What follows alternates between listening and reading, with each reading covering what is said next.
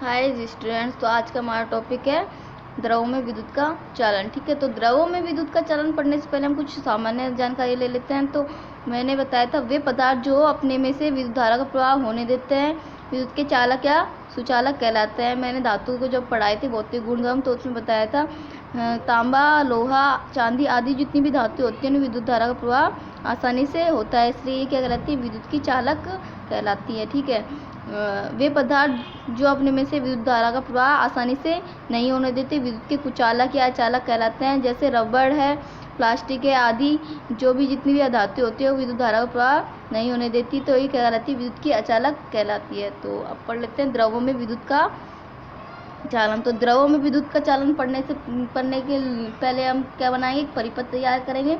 तो परिपथ तैयार करने के लिए हमको क्या चाहिए, बैटरी चाहिए, बल्ब चाहिए। ठीक है, तो परिपथ और एक चालक तार चाहिए, इसमें विद्युत धारा का प्रवाह आसानी से हो जाता है। तो चालक तार को हम बैटरी से जोड़ेंगे, बल्ब से जोड़ेंगे और जो तार के जो दोनों स्वतंत्र सिरे हैं उनको हम खुला छोड़ेंगे। फिर ठीक है, उसके बाद हम एक प्लास्टिक का बर्तन लेंगे। प्लास्टिक का बर्तन इसलिए लेंगे क्योंकि उसमें विद्युत धारा का प्रवाह नहीं होता है, तो करंट लगने की संभावना नहीं रहती। ठीक है, तो प्लास्टिक का बर्तन लेंगे, उसमें कोई सा भी द्रव विलयन लेंगे, जैसे कोई सा भी ले लिए, नींबू का ले लीजिए, सिरके का ले लिए, साधारण जल ले लीजिए, कोई सा भी जल ले सकते हैं। तो उस प्लास्टिक के पात्र में क्या भरेंगे, जल भरेंगे और जो तार के जो चालक तार के जो स्वतंत्र सिरे हैं उनको उस जल में डुबो देंगे। ठीक है, तो अभी इसमें किस प्रकार परीक्षण करें कि जो द्रव विलयन है वो क्या है, विद्युत का चालक है या अचालक है। ठीक है, तो बैटरी जब स्विच ऑन करेंगे तो चालक तार में विद्युत धारा प्रवाहित होगी और प्रवाहित होते हुए ये चालक तार से होते हुए द्रव में से गुजरते हुए क्या होगी, पूरे परिपथ में क्या होगी, प्रवाहित होगी। जब परिपथ में विद्युत धारा प्रवाहित होगी तो बल्ब क्या होगा, जलने लगता है।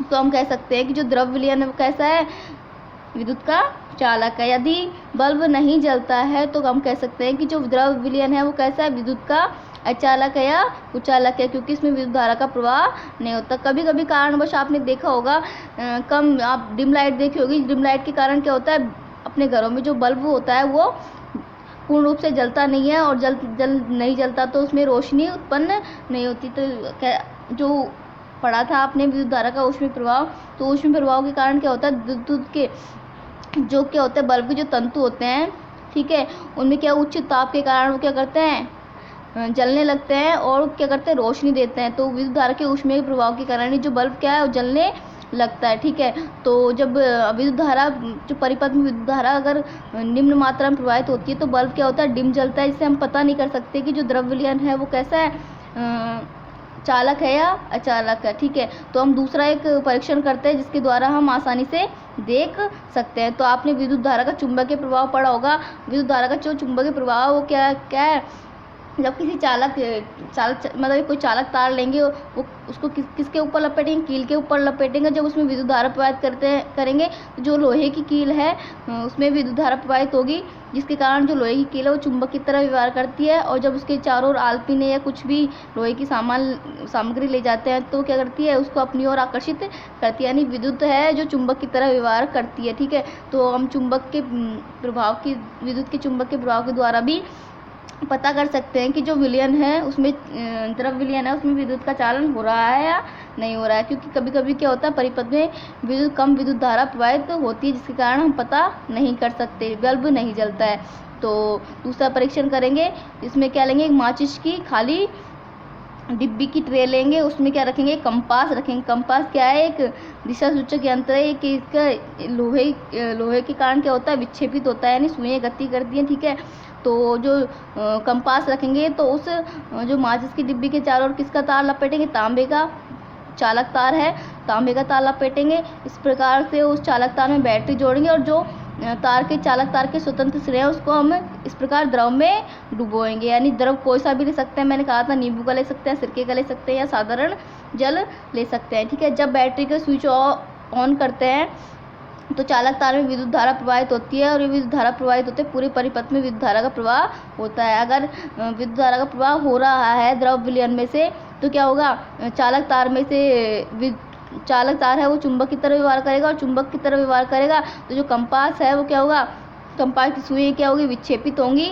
तो विक्षेपित होंगी तो हम कह सकते हैं कि जो द्रव विलयन है उसमें विद्युत का चालन हो रहा है या नहीं हो रहा है। इसमें अगर विद्युत धारा कम मात्रा में भी प्रवाहित होगी, दुर्बल विद्युत होगा, तब भी ये क्या होगा, विक्षेपित होगा। ठीक है, तो हम पता कर सकते हैं इसके आधार पर जो द्रव विलयन है वो क्या है, चालक है या अचालक है। ठीक है, तो अगर कभी कारणवश इसमें विद्युत धारा प्रवाहित नहीं हो सकता तो हम बैटरी आदि को चेक करके दोबारा परिपथ को तैयार कर सकते हैं, कहीं कोई गलती से कोई मिस्टेक नहीं हो गई हो, इस कारण विद्युत धारा का प्रवाह नहीं हो रहा। तो इन दोनों परीक्षण के आधार पर हम पता लगा सकते हैं कि जो द्रव विलयन है उसमें से विद्युत धारा का प्रवाह हो रहा है या नहीं हो रहा है। तो जितने द्रव विलयन होते हैं, जैसे नींबू का रस, सिरके, साधारण जल आदि में क्या होता है, विद्युत धारा का प्रवाह होता है। तो जो विद्युत धारा का प्रवाह होता है, जो अधिकांश जो जल द्रव विलयन होता है, जैसे जो अम्ल होते हैं, लवण होते हैं, क्षारीय विलयन होते हैं, उनमें विद्युत धारा का प्रवाह आसानी से हो जाता है। लेकिन जब आप आसुत जल लेते हैं, शुद्ध जल लेते हैं,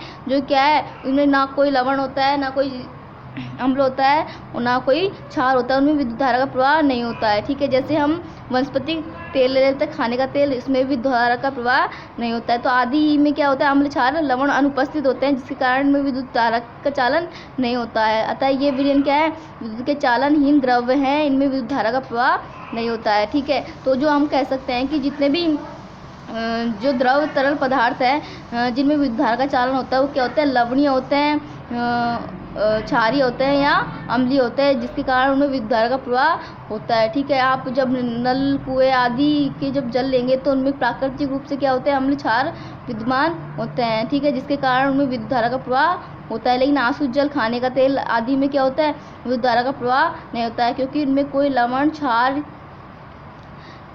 या अम्ल अनुपस्थित होता है, जिसके कारण ये विद्युत धारा का चालन नहीं करते हैं। ठीक है, तो हम कह सकते हैं कि जिन पदार्थों में जिन द्रव में अम्ल, लवण या क्षार उपस्थित होते हैं, उनमें विद्युत धारा का चालन आसानी से हो सकता है। तो हम कह सकते हैं कि जो द्रव विलयन है उनमें विद्युत का चालन होता है। ठीक है, तो इस जो नेक्स्ट टॉपिक होगा हमारा वो है विद्युत धारा का रासायनिक प्रभाव। ठीक है, तो विद्युत धारा का रासायनिक प्रभाव, क्योंकि जब हम जल में कोई अभिक्रिया कराते हैं विद्युत परिपथ के द्वारा, जब जल में विद्युत धारा का प्रवाह होता है, तो जल में क्या होता है, कुछ रासायनिक परिवर्तन होते हैं, क्योंकि इनमें क्या उपस्थित होते हैं, अम्ल, क्षार व लवण उपस्थित होते हैं। तो बेसिकली जब विद्युत धारा प्रवाहित करेंगे तो जल में क्या कुछ प्रभाव देखे जा सकते हैं। तो ठीक है, तो विद्युत धारा का जो रासायनिक, इसमें कुछ रासायनिक परिवर्तन होते हैं, कुछ कभी कभी पानी कैसा हो जाता है, कलर बदलता रहता है। तो इस प्रकार हम जो आगे का पढ़ेंगे वो विद्युत धारा के रासायनिक प्रभाव में पढ़ेंगे। आज के लिए इतना ही, धन्यवाद।